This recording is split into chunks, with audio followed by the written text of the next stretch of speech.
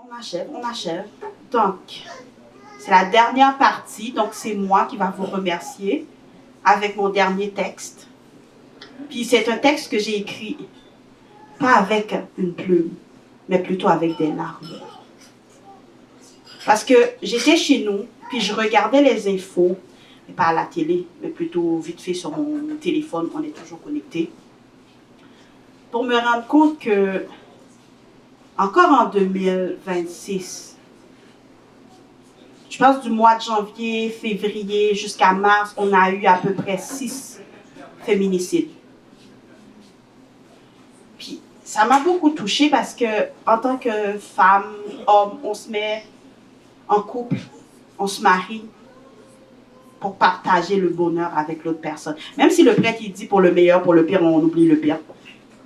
Mais on veut toujours le meilleur. Puis se faire tabasser, mourir sous les coups de quelqu'un, personne n'a le droit d'enlever la vie. Donc ce texte, c'est pour ces femmes-là. Désolée si je vais être un peu émotionnelle, ça se pourrait. 1, 6, 1, 6, 1, 6, 1. On dit que c'est un drame familial. Comme si la violence pouvait porter un pyjama puis dormir au salon. Non, l'amour ne tue pas. L'amour ne frappe pas. L'amour ne menace pas. Deux femmes. Une autre femme devient un chiffre, une ligne dans un article, une minute de silence dans un monde qui parle trop vite. L'amour ne frappe pas. L'amour ne menace pas. L'amour ne tue pas. Trois femmes. Elle avait un prénom, une voix, des rêves qui tenaient debout comme des immeubles de lumière dans sa tête. Mais quelqu'un a décidé qu'elle ne devait plus respirer. L'amour ne tue pas, l'amour ne frappe pas, l'amour ne menace pas, l'amour ne tue pas, l'amour ne frappe pas, l'amour ne menace pas. Quatre femmes. On dit on ne l'avait pas vu venir. Pourtant, les cris avaient déjà frappé au mur. Les peurs avaient déjà frappé aux portes. Et les silences, elle avait déjà appelé à l'aide. L'amour ne tue pas. L'amour ne frappe pas. L'amour ne menace pas. 5 femmes. Et déjà trop de fleurs sur des photos encadrées. Trop de mères qui ne rentreraient plus à la maison.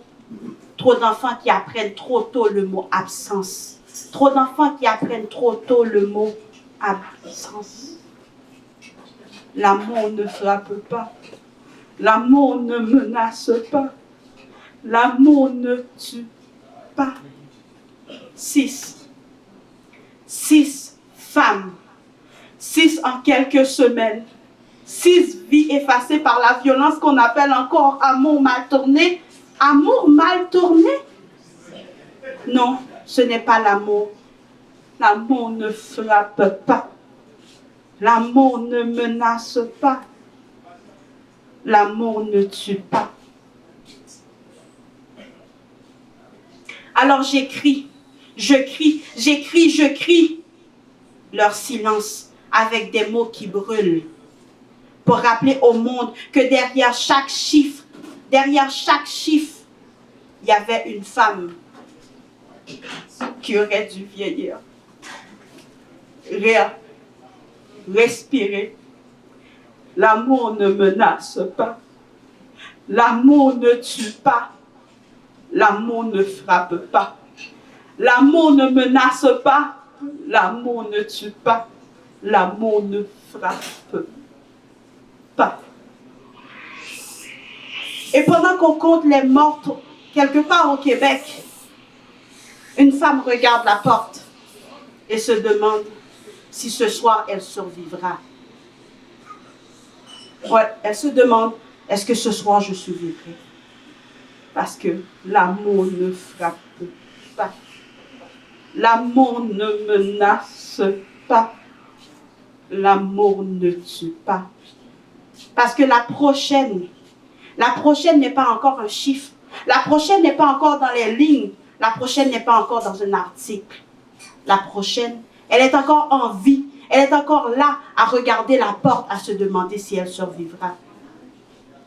Parce que l'amour ne tue pas. L'amour ne menace pas. L'amour ne frappe pas. L'amour ne tue pas. L'amour ne frappe pas. L'amour ne menace pas. Alors apprenons à aimer. Merci.